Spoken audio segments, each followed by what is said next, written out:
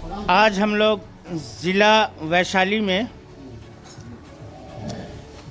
सुबह नाश्ता कर रहे हैं और नाश्ता करके आज वैशाली ज़िला पार कर जाएंगे और वैशाली ज़िला पार करने के बाद हम लोगों का आज रात्रि विश्राम होगा और उसके बाद में कल जो है उम्मीद है कि हम लोग हाजीपुर पार कर जाएंगे और 24 तारीख को हम लोग गर्दनी बाग पहुंच जाएंगे और 25 तारीख को हम लोग धरना पर बैठेंगे। यहाँ पर हम लोगों का रात्रि विश्राम 7th day Indo public school में हुआ था, जहाँ हम लोग रात रुके थे और यहाँ से अभी सभी साथी नाश्ता करके यहाँ से रवाना होंगे और आगे चलेंगे। तो सभी साथियों से, अपने प्रदेशवासियों से निवेदन है, गुजारिश है कि सभी लोग एकत्रित होकर के जमावड़ा बना करके 25 तारीख को, यानी कि हम लोग जिस दिन धरना पर बैठेंगे 25 तारीख को, आप लोग 24 तारीख की शाम तक पटना गर्दनी बाग आने का प्रावधान बनाइए। किसी प्रकार बस के ज़रिए, बाइक के ज़रिए, मोटरसाइकिल से, ट्रेन से, कैसे भी करके आप लोग ज़रूर से ज़रूर 24 तारीख की शाम तक पटना पहुंचिए और 25 तारीख को धरने में शामिल होइए। ये मांग हमारी मांग नहीं है, पूरे प्रदेश की मांग है। अगर सरकार हम लोगों की मांगों को मानती है तो पूरे प्रदेश का भला होगा, पूरे समाज का भला होगा। ये जाति बेसिस हम लोगों का धरना नहीं है, सभी इंसान के लिए है, सभी प्रदेशवासियों के लिए है। आप लोगों से निवेदन है कि भाइयों साथ दीजिए। हम लोग पैदल चलते चलते किसी कदर कैसे भी करके, कैसे करके हम लोग यहाँ तक पहुँचे हैं। मुजफ्फरपुर पार कर चुके, वैशाली मतलब 2-2.5 किलोमीटर हम लोग घुस चुके हैं।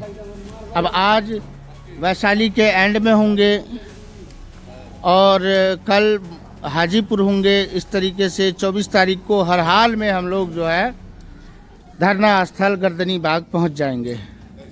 मेरे भाइयों, इंसान को ज़िंदगी में बार बार किसी चीज़ का मौका नहीं मिलता है, बार बार कोई धरना प्रदर्शन नहीं होता है। समय समय की बात है, भगवान अल्लाह हर किसी को एक मौका देता है। हम लोगों को भी एक मौका दिया है कि हम लोग धरना देकर अपनी बातों को सरकार के समक्ष रखें और सरकार से उम्मीद कर सकते हैं कि सरकार हमारी बातों को, जो हमने मांग रखी है, उसको एक्सेप्ट करेगी, मानेगी और पूरे प्रदेश को जो है एक अच्छा पैगाम देगी, जिससे कि पूरे प्रदेश का भला होगा। और हमें सरकार से उम्मीद है कि सरकार हमारे मांगों को ज़रूर मानेगी, लेकिन उसके लिए ज़रूरी है हमें क्वांटिटी, तादाद की। तो हम लोग ज़्यादा से ज़्यादा तादाद में रहें ताकि सरकार को भी लगे कि भाई वाकई काफ़ी लोग इन समस्याओं से जूझ रहे हैं जो हम लोगों ने इसमें लिखा है। हम लोगों की मांगे हैं, जैसे आप देख रहे होंगे हमारी गाड़ी पर एक बोर्ड लगा हुआ है। बोर्ड पे लिखा है कि स्मार्ट मीटर बंद हो और 300 यूनिट बिजली फ्री दिया जाए। वृद्धा पेंशन और विधवा पेंशन 3,000 रुपये प्रति माह होनी चाहिए। विकलांग पेंशन 5,000 रुपये प्रति माह होनी चाहिए। पेंशन लागू होने की उम्र 60 वर्ष से घटाकर 50 वर्ष होनी चाहिए। मिडिल और गरीब परिवार को कन्यादान की राशि 50,000 रुपये मिलनी चाहिए। जो 5,000 रुपये मिल रही थी हम लोगों को, उससे क्या होता है? कुछ नहीं होता और वो मिलती भी नहीं है। सभी किसानों के पुराने ऋण माफ़ कर नए ऋण दिए जाएं ताकि किसान नए तकनीक से खेती कर ज़्यादा से ज़्यादा अनाज उत्पादन कर सके और आत्मनिर्भर बन सके। सभी पंचायत में जैसे चिकित्सा भवन है तो हमारी मांग है कि चिकित्सा ही भवन नहीं, डॉक्टर और नर्स भी हों ताकि गरीब और निसहाय लोगों का सही समय पर उपचार इलाज हो सके। भूमिहीन व्यक्ति जिनके पास ज़मीन नहीं है उनको 5 डिसमिल ज़मीन सरकार उपलब्ध कराने की व्यवस्था होनी चाहिए। होता क्या है कि आज की डेट में कोई भी व्यक्ति जिसके पास ज़मीन नहीं होती है वो किसी भी ज़मींदार की ज़मीन को कब्ज़ा कर लेता है और उसी पे लाल कार्ड ये वो बना करके और उसको कब्ज़ा करके बैठ जाता है। सरकार तो अपने पास से देती नहीं है। अभी वैसे भी क्या नाम है